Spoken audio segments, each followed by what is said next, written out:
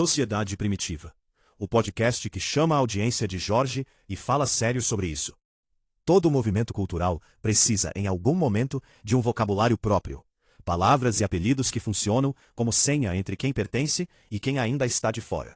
O podcast Sociedade Primitiva, conduzido por Hernani Carreira, construiu justamente isso, um universo de referências internas, incluindo o hábito de chamar parte de sua audiência de Jorges, em tom que mistura crítica, ironia e provocação afetuosa.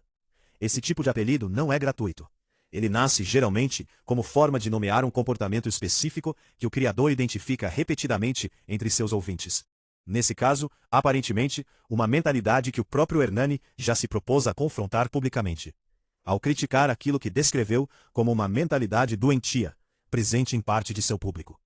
Esse gesto, criticar a própria audiência, em vez de apenas agradá-la, é raro no mundo do entretenimento digital, onde a lógica dominante costuma ser a validação constante do espectador como estratégia de retenção. Um criador que assume o risco de confrontar diretamente hábitos de pensamento que considera prejudiciais entre seus próprios seguidores, está na prática priorizando aquilo que os estoicos chamavam de parresia, a fala franca, corajosa, que prioriza a verdade sobre o conforto imediato de quem ouve. Diógenes, o cínico, e depois os próprios estoicos, valorizavam esse tipo de confronto direto como ferramenta pedagógica. Às vezes, a única forma de ajudar alguém a mudar é dizer a verdade sem meias palavras, mesmo correndo o risco de afastá-lo. O projeto mais amplo em que o Sociedade Primitiva se insere, chamado Nova Vertente, reúne diferentes podcasts sob uma mesma estrutura, incluindo produções como Na Boca do Crime. Esse formato de múltiplos programas dentro de um mesmo guarda-chuva temático sugere uma ambição que vai além de um único canal de entretenimento. A construção de um ecossistema de conteúdo com identidade própria, capaz de discutir diferentes fatias da experiência masculina contemporânea a partir de ângulos complementares. A presença de comunidades associadas ao projeto em plataformas como Discord e Telegram, incluindo grupos com nomes evocativos como Guerreiros do Ocidente, reforça a ideia de que o objetivo não é apenas produzir conteúdo passivo, mas construir comunidade ativa em torno de um conjunto de valores partilhados. É interessante observar que o próprio Hernani Carreira já foi descrito, em conversas com outros criadores, como figura conhecida do que se convencionou chamar de submundo da internet. Uma expressão que, mais do que pejorativa, descreve um circuito de criadores que operam fora do mainstream de mídia tradicional, construindo audiência através de nichos específicos, muitas vezes ligados a discussões sobre masculinidade, comportamento social e crítica cultural. Esse submundo tem uma característica que merece reconhecimento. Ele frequentemente aborda temas que a mídia tradicional evita por desconforto ou risco reputacional, funcionando como válvula de escape para discussões que de outra forma ficariam sem espaço de debate público. Do ponto de vista estoico, o mais relevante nesse tipo de trabalho não é necessariamente cada opinião específica defendida no podcast, mas o compromisso declarado com a franqueza, mesmo quando ela desagrada. Um momento emblemático nesse sentido foi quando o próprio Hernani, em determinado episódio, se emocionou publicamente ao transmitir o que descreveu como um recado extremamente importante para seus ouvintes. Um gesto que humaniza o criador e revela algo sobre a genuinidade do investimento emocional que ele coloca no projeto. Criadores que constroem comunidades sobre discurso de dureza e crítica direta correm o risco constante de serem vistos como frios ou insensíveis. Momentos de vulnerabilidade genuína, como esse, ajudam a demonstrar que a franqueza cobrada dos outros também é acompanhada de expansão emocional própria, e não apenas de crítica unilateral de cima para baixo.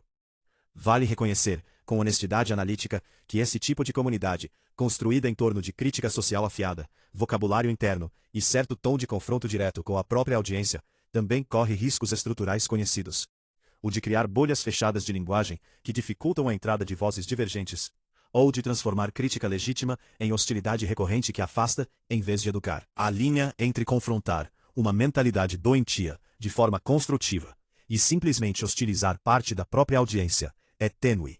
E qualquer avaliação madura desse tipo de conteúdo precisa reconhecer esse risco, em vez de romantizar cegamente a franqueza como virtude automática. Franqueza sem cuidado degenera em crueldade. A diferença está na intenção de construir, não apenas de humilhar.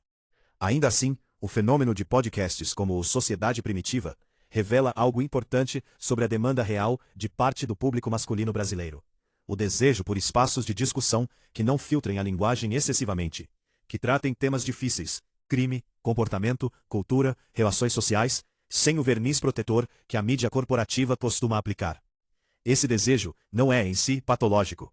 É antes sintoma de uma insatisfação real com espaços de discussão pública, que muitas vezes soam performáticos ou excessivamente cautelosos para tratar de temas complexos da vida real.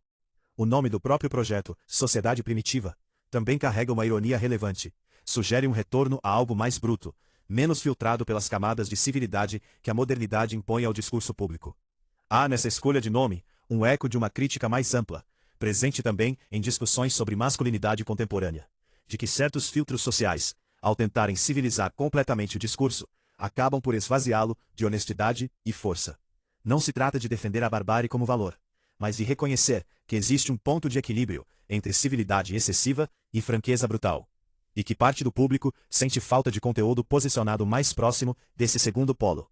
No fim, o valor do trabalho de Hernani Carreira à frente do Sociedade Primitiva talvez esteja menos em cada opinião pontual defendida ao longo dos episódios e mais no compromisso declarado com um tipo de comunicação que se recusa a suavizar diagnósticos desconfortáveis, mesmo quando o alvo desses diagnósticos é a própria audiência que sustenta o projeto. É um risco editorial incomum, e talvez seja exatamente esse risco que explique por que uma parcela fiel de ouvintes continua voltando, episódio após episódio, em busca não de conforto, mas de verdade sem anestesia.